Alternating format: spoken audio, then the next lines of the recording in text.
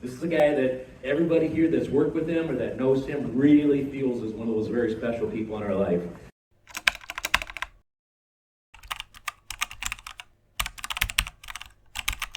Please welcome Jeremiah Boucher. All right, here we go. Clock's ticking, 30 minutes. I'm going to play full on, you play full on, and then we're really going to get a lot out of this. And I'm going to look at my notes because I don't care. If I want to make sure I get the message across and not try to look cool.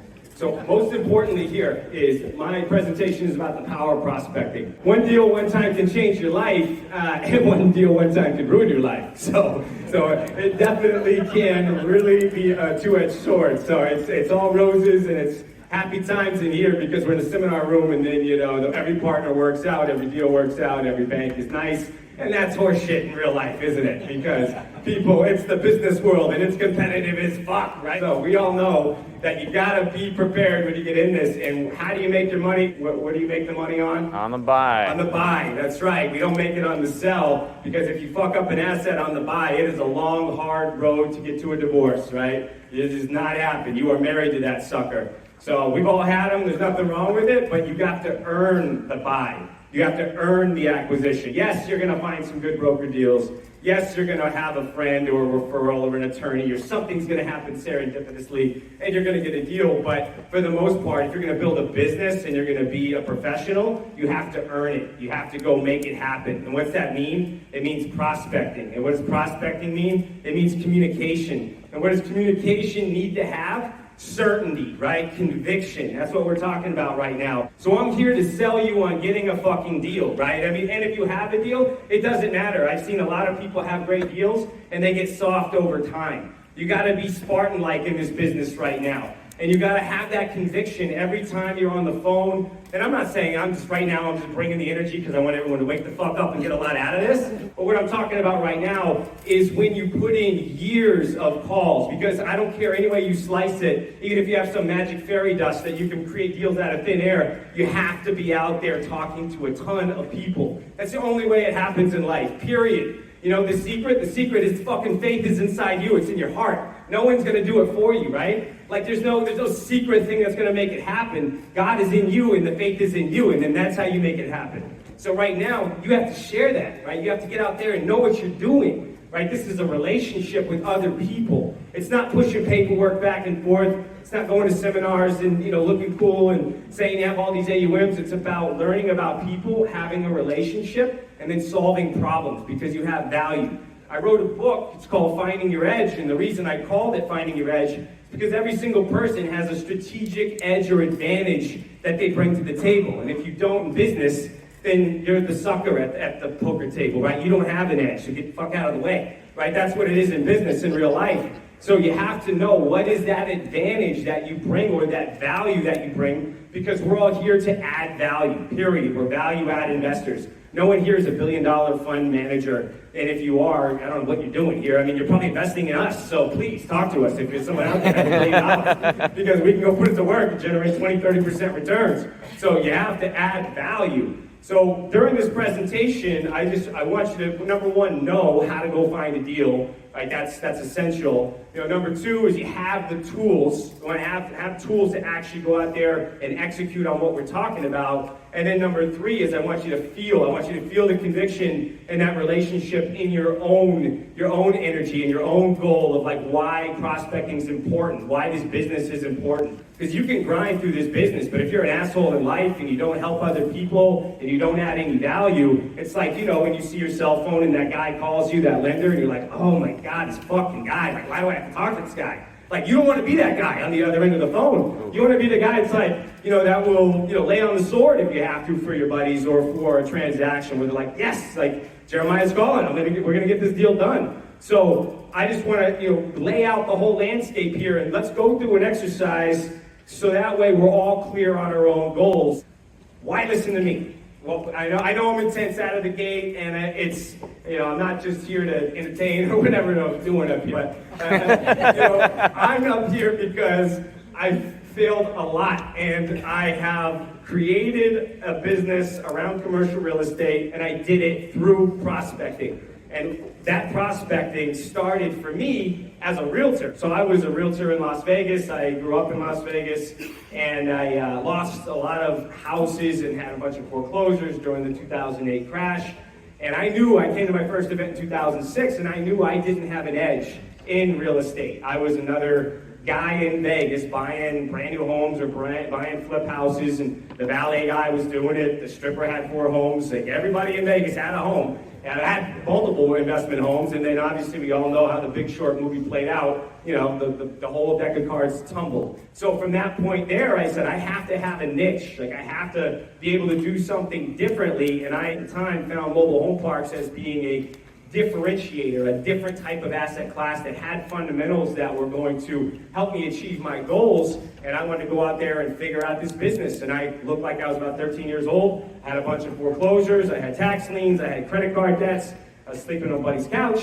And it was the greatest fucking lesson of my life because, you know, not that I have a lot of opportunity. I mean, in America, in all of our markets, we have the ability to go out and buy real estate, and the king or the fucking warlord, or no one's going to take it from you. And at least there's, even though, you know, there's a little bit of corruption in what goes on, if you have a loan document, for the most part, it's all going to be, you know, executed on. So we have a platform to go out and make money, and I was very grateful to do that. But without any money, I had to go out and source a shitload of deals.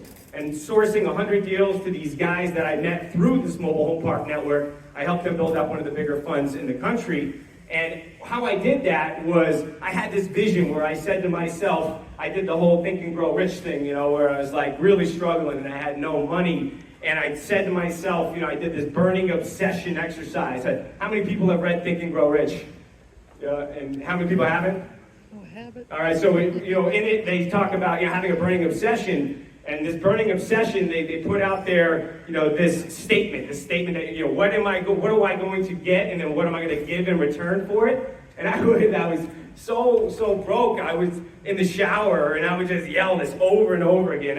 I wrote it down. I just wanted $5,000 a month. I'm like, $5,000 a month. I don't have to work for the man. I can choose my time. I can build my business. I can go to Scott, and I can figure my own business out. It buys me time, my time back. So I just said, hey, I want $5,000 a month, a personal positive cash flow. In return for this money, I'll provide sellers a feeling of certainty that I'm going to close this deal and give them their check every single month. I'm willing to call sellers 6 days a week until I find the person that needs my services the most. I'm committed to this goal because it gives me the time to spend with my friends, my family, the people I love, the woman I love. 2, the opportunity to contribute, to give, to change people's lives. And 3, it gives me the ability and the resources to decide how the fuck I want to live my life so I can go out there and actually go make it happen and go do it. And I would say it over and over, and it gets me emotional because it gets me...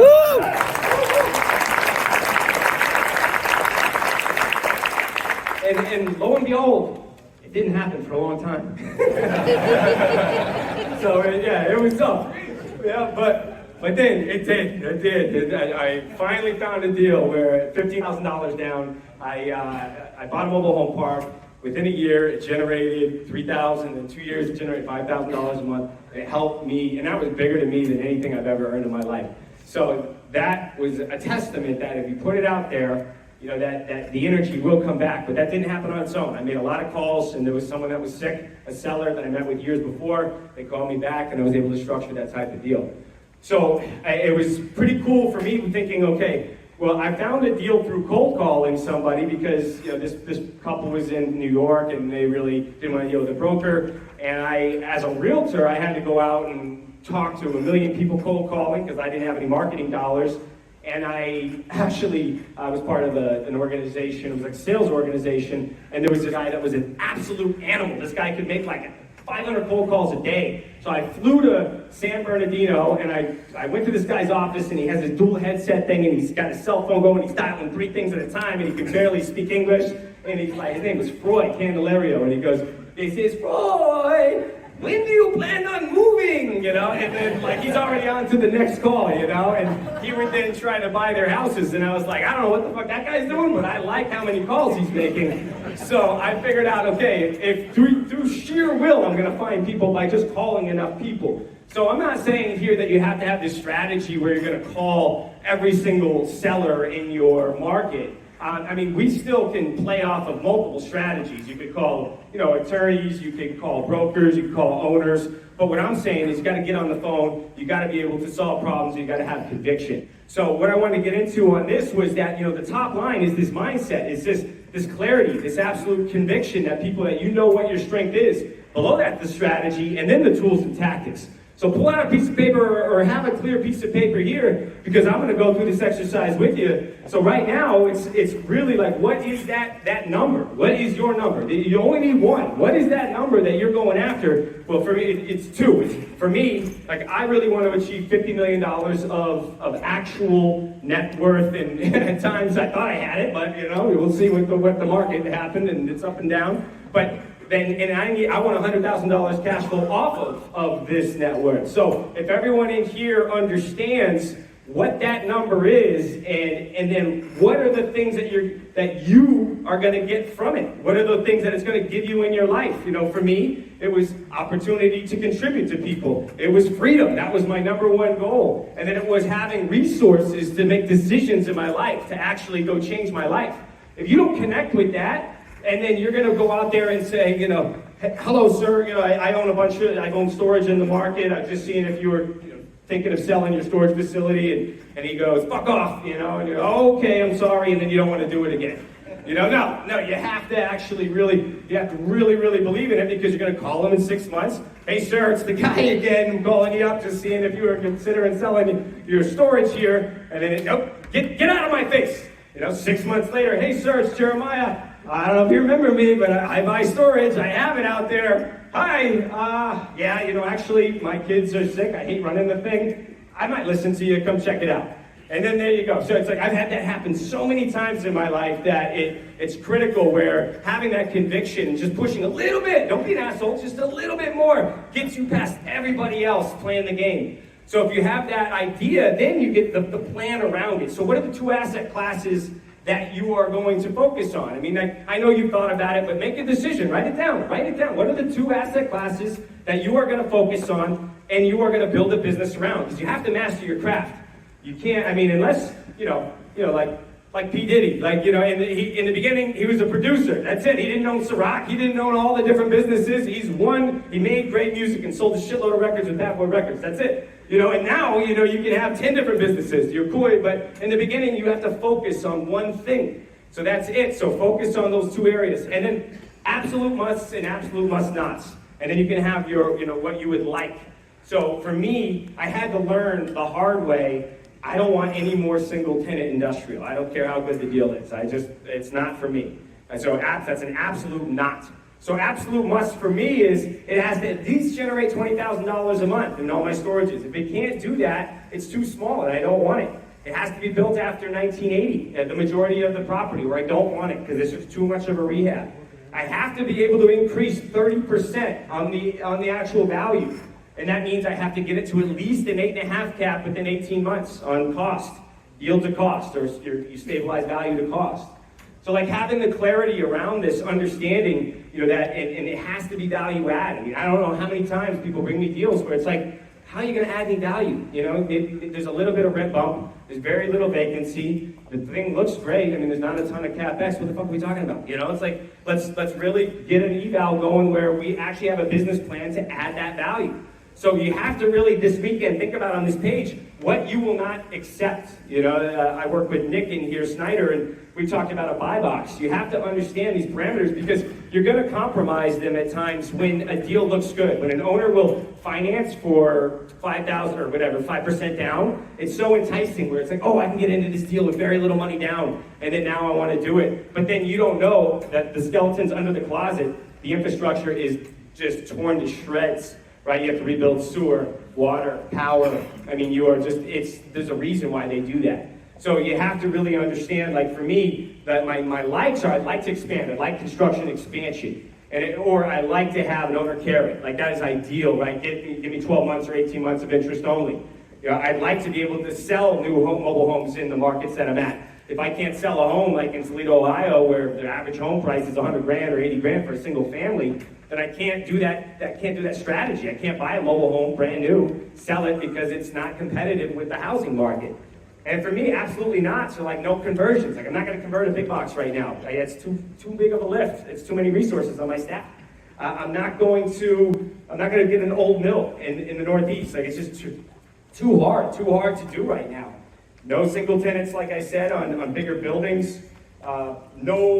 No park-owned home rentals, like not a significant amount of them when I'm renting trailers out. It's horrible. So I don't know your individual asset classes, but if you're in medical office, no completely vacant buildings if you're not comfortable leasing up an entire property. You have to be disciplined around that. If it's 50% vacant, great. But you just have to understand how can I get in this deal and not blow myself up before I actually get successful.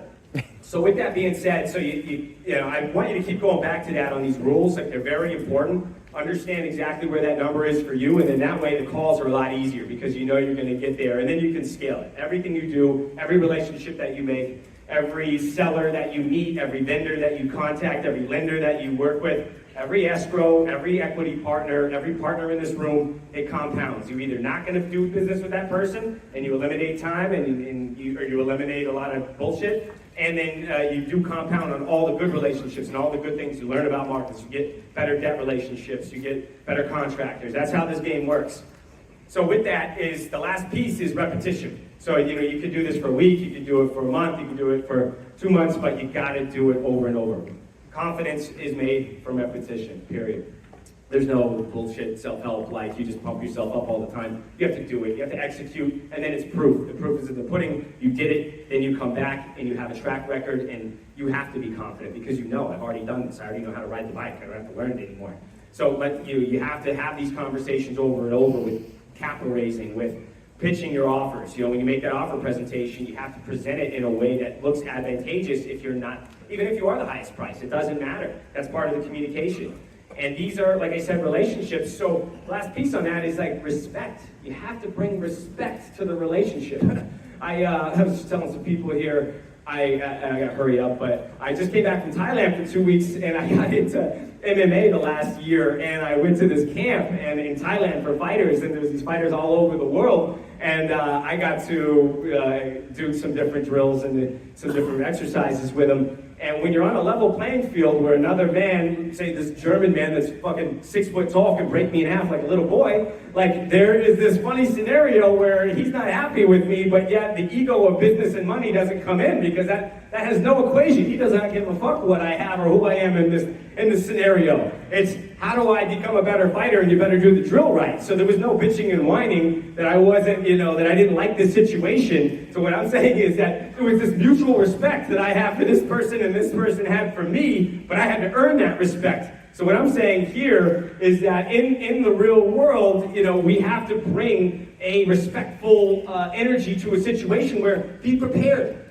right? Have the eval ready, have the information ready. Know what you're doing. Don't fumble around. I mean, I get it. We're all gonna be, we're gonna not know and not gonna sound cool. But once you take the time to understand your asset class and have clarity, then you're respectful even when you're pitching capital. Like people that really invest in different deals, they don't want to fuck around with you fumbling around on a deal. Get to the heart of it. Share why it's a good value, why it's a good partnership, what you can offer here in the partnership, and then they're going to want to do business with you. So I just wanted to reiterate that.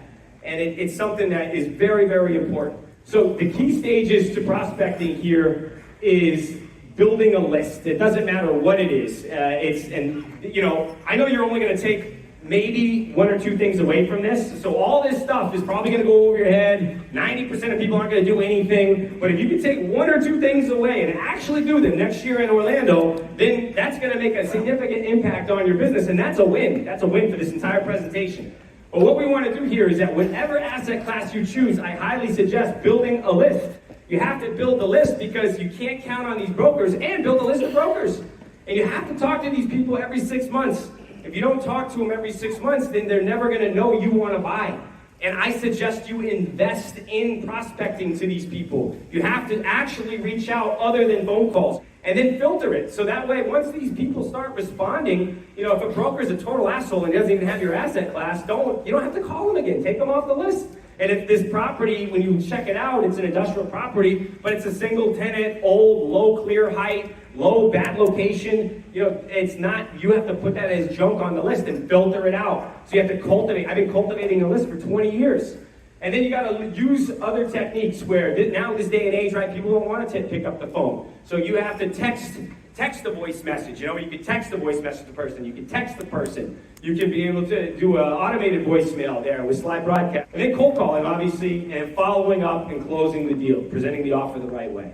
Now, how do you get the contact details of owners? Now, this presentation is built for more of storage and mobile home parks, where those are businesses that are actually marketing like an apartment complex where you're actually having tenants and there's an outward-facing commercial number. Some of the industrial properties or retail properties aren't going to have that for the business. You have to go find the owner, and regardless, you have to find the owner. So you want to scrub it. I think we use data tree, and then make sure you double check who the owner is and the owner's address, and ideally you can get the owner's age. That's a very, very important one. And at that stage, if they're over the age of 55 to 60, there's a higher probability that that person might sell. The way I did it kind of creatively is I found some dude in Pakistan that scraped all of the storage facilities in the United States off of Google. So if you have any of these types of properties where you can scrape off Google, they show up. That was a great strategy for me, so I built my own list. And then enhancing that list, this is where it gets tough. To do this, you have to go take that list. If you have 500 people in your market or whatever it is, and getting really clear on that property, somebody's got to look them up. You gotta look them up and see. Okay, you can measure them on Google Maps. Is this the type of building that I want? Because CoStar doesn't always give you the best data. You have to. It's just a mapping tool on Google that you can surround the building and you can see, is this type of square footage, or this is the size that I expected it to be, and is it the type of property that I expected? And you can get VAs to do this. They're all over Upwork. And once you have that, you put it in your CRM. I use Monday.com. I use Google Sheets still, but really what you want to do through Data Tree or whatever that one we use is find all the pertinent information on the person. Real people search, that's a good one if you're going to do it on one-on-one. I mean, you can pretty much find everything for free on somebody or find a relative. Buying criteria, selling criteria, the biggest thing is the size of properties. I think that there's always a sweet spot, right? But typically between that $1 to $5 million range is a pretty good sweet spot on, where there's less players. It's bigger than the small guys, but smaller than the big guys. And you want to target those types of properties with, 10, 20, 30,000 square. Well, it just depends on the asset class that you have, but that's a good sweet spot into that $1 to $5 million range. I can't stress enough to you. I mean, I'm sure everyone in here is successful in some way, shape, or form in their business, in their craft. You have to do some form of sales at some stage, somehow communicating. It's taking these cold leads, and you just got to keep funneling through and getting to the most pertinent deals, the most pertinent people that are going to be in your market. You got to have that little bit of rapport with the person. And once you're talking to the owner, that's a win. I mean, right there alone, you might not win it, you might not win the deal, but you have the chance before anybody else, and that's critical. And you can structure some really good creative financing because taxes are rough right now. People still don't want to pay tax. I mean, that's never going to change. A lot of times vacancies increasing. One thing I really like, because I was working on commercial a few years ago, is in the Northeast where I do business, I had a lot of my guys and myself, we would call vacant for lease. We'd call for lease on CoStar and on LoopNet, where if there was 10 or 20,000 square feet or anything that was for rent, I just call the broker and just say, hey, would you guys sell the building instead of leasing it? We have a buying criteria instead of a leasing criteria. And then it's kind of like a built-in list already where, the broker might say, hey, the seller might sell it, or just say, would you lease with the option to buy? Because he has vacancy, so you might as well give him a call and see if they'll sell it instead of lease it. And then some of the cool things, I think slide broadcast has been very helpful. So I think that if you guys check that out, it only goes through about 40% of the total people, 40% of the total voicemails. It's an automated voicemail system where you put in all the lists and then it just blasts out all the phone. You record a message on your phone, super simple, and then you just blast out the voicemail and it goes to everyone's voicemail and they never hear the phone ring. And then, you get a lot of calls, so you just got to be ready to pick up those calls and just say a basic message like, hey, my name's Jeremiah, I own storage up in the region. I'm interested in buying more. Just wanted to see if you were interested in selling. Give me a call. Blah. So that has been a great technique where if you do that at scale, people will call. And then I have to say, if you can make the investment, direct mail. I do, a couple thousand, 5,000 at a time. It's not cheap, but mail still works. Our target demographic still picks up the mail. And don't get fancy, and don't get cheesy. Just keep it real. Just keep it 4 to 5 sentences. Don't do long, drawn-out paragraphs. Keep it very simple. Put a business card in there, and just keep sending the mailer out saying who you are and what you do, and you will get calls. I know it's a big investment, but you will get calls. And then, like I said, cold calling is essential, and it's really working that list, and it's really boring. You're looking at a phone alone at a desk, and you're just dialing that next dial, but it feels good after a while. After you get a couple reps in, and you can eliminate the chaos in your mind, because that's the hardest part, is the distractions. It's even me at this stage. I still have lead follow-up I need to do. So that's the key, is if you can get these leads in your pipeline, the follow-up on reUsemonday.com, it's just keep following up, and these people will keep giving you some feedback so you can get closer to the finish line. Like, everyone in here should have at least 2 boards on their lead follow-up. 1 board with your brokers and 1 board with your decent deals, your long-term, short-term follow-up, and your hot leads. That's essential. I don't know what else we're talking about here. If you don't have a deal, unless you're passively investing and you don't want to be a GP or have a deal, then what are we doing here? Go make something happen. So make notes, know the little nuances around it, and that way that last time that the person, their birthday was there, their wife was sick, or their kids might take it over, might not. You gotta have something relative so you know what to talk about. And then closing the deal, I would say the critical piece, if you could do an offer presentation, is, I don't know if people are familiar with the concept of pacing and leading, but you want to deliver the offer in a way that enhances the value of it. So the way that I would do it is, here's the LOI. We realized that the income either was or wasn't what we expected. The CapEx after the improvements were a little bit higher or a little bit less than we expected. It's a nice property. We're ready to move forward. Or even if you haven't done the inspections, just saying, hey, it meets our criteria. We might not be the highest price, but number 1 is that I'm not going to wait to the last minute and retrade you just because I want a better deal. I'm going to show you that I'm ordering the inspections, and you can have a copy of each of the inspections, and I'm going to do it within 12 days or 15 days of the diligence, as long as you give me the documents. And then 2, is I have a track record, and even if you don't have a track record, get a partner. Just say, hey, I have a track record that I have closed this before, so I'm not a newbie, not jerking around here. I'm going to move forward and make this happen. If you have a lender relationship, I got multiple lender relationships, and we have cash, so that looks good as well. And then lastly, it's, the timeline. This timeline I am going to push, and I'm going to push to hit it, and a lot of people aren't right now. You're going to go through this cycle over and over, and deals are going to fall out. And if they can just put that face to the name, then they're going to realize that this is a good deal. Like this person is an actual person. It's not just a bunch of numbers on an LOI, and I can build a relationship and do a deal with this person, unless they're a heartless, cold, just jerk, and then they don't care. They just want the money. But the people we do business with typically want a good relationship so they can execute on their transaction and solve their problem. So key actions to wrap it up here. Build some type of database. Monday.com, Google Sheets, friggin' put it in your Apple Notes. It doesn't matter. Just write down people's names and call them over time and write notes. Filter the deals so that way you don't keep calling the same weirdo people that you don't need to talk to. You have to filter it out somehow so over time that list gets more valuable. And then again, calling and calling and calling. Repetition works. Conviction works. Know exactly what you want and how you're going to go get it. That's the secret, right? The secret is just eliminate the chaos. In this business, there's too many things to pull away. So if you're committed, if you're connected to your goal, then you're going to be very clear. You're going to take those actions, and you're not going to let bullshit get in the way. To come up, tell me your goal. I'd love to hear what you're up to. I'd love to, help in any way I can with you guys. It was a real pleasure, and I think that I want to leave on this. What pisses me off in real life is that you see your kids, they're all excited, they get to play sports, they're engaged, they're in the arena of life, and then I see everybody get in the business world and we just walk around like robots, like we're cool, and you wear these cool clothes and you gotta talk a certain way. Fuck that, be yourself, do what you want to do, and go get your own goals, right? Don't let anyone tell you what to do. This is Jeremiah Boucher.